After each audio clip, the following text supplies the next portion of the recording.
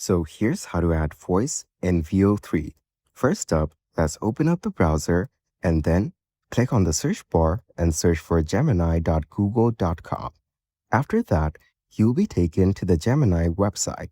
Once you're here on this interface, you will get to see all of these options on the bottom. Select video from here. After that, on the text box, put in your prompt for your video that you want to generate. As you can see here, I've also added a part that I want the character to say. This way, you can add anything that you want the voice to say. After that, just click on the Submit button.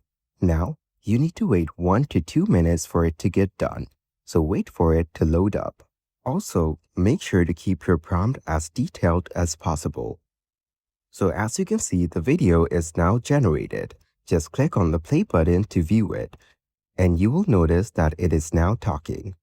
This is how you add a voice. Now that you know, hit the like and subscribe button.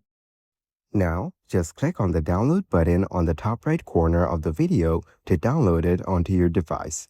And that is exactly how to add voice on VO3.